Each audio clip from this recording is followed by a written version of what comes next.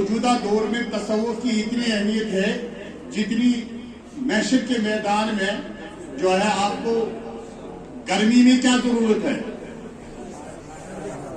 साया, ठंडी है या नहीं।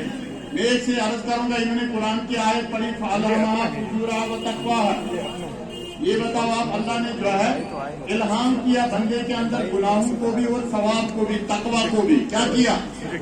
ठेले में सेब भी रखे हुए हैं, पत्थर भी रखे हुए हैं, तो आप क्या खाएंगे? सेब खाने में बड़े आगे हो, लेकिन खाते फिर पत्थर हो, है ना। वो गुनाह जो है वो पत्थर है।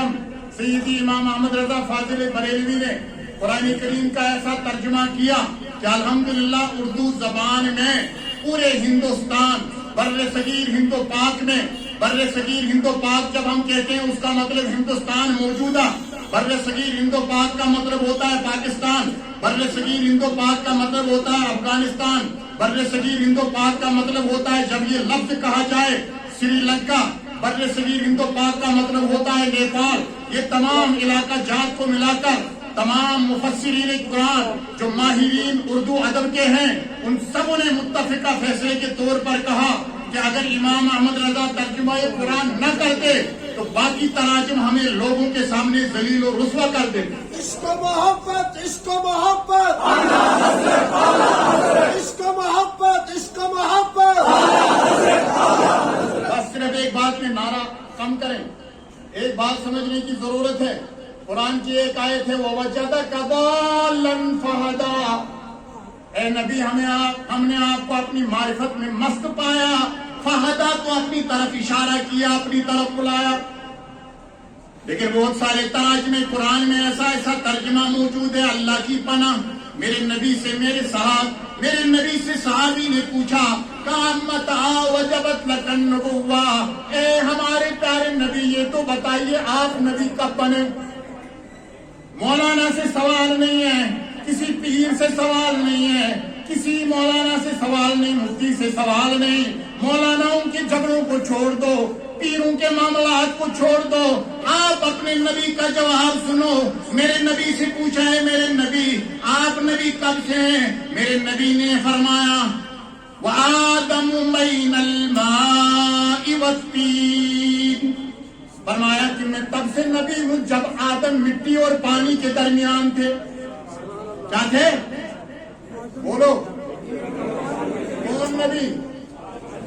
आदम अलैहिस्सलाम नहीं मेरे प्यारे, मेरे नबी रसूलुल्लाह से सवाल होता है आप नबी कब बने?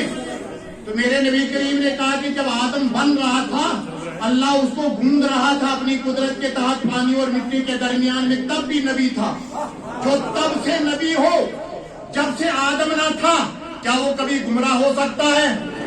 तो शर्मिंदा कर दिया था तराजुमे कुरान ने।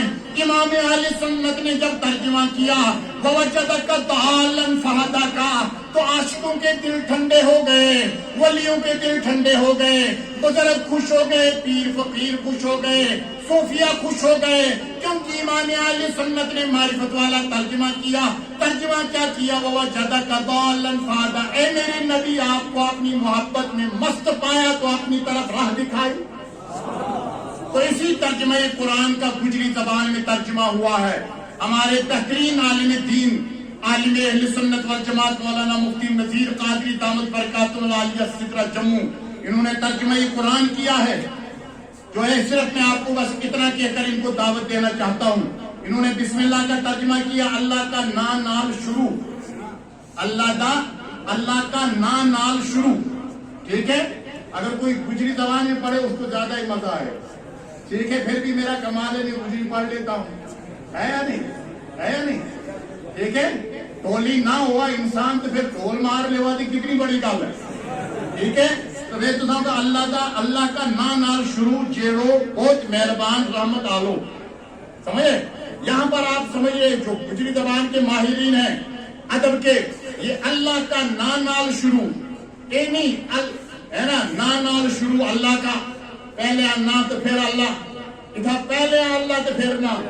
इसलिए जो है वो तर्जुमा कुरान तंज़ील ईमान मौलाना मुफ्ती नज़ीर कादरी दामद बरकातुहुल आलिया इन्होंने जो किया है, इंशाअल्लाह ये खुद भी कहेंगे और अल्हम्दुलिल्लाह ان کا موضوع ہے حضرت آپ کو موضوع کیا دیا ہے؟ ہاں ماشاءاللہ جی تو انشاءاللہ اس پر یہ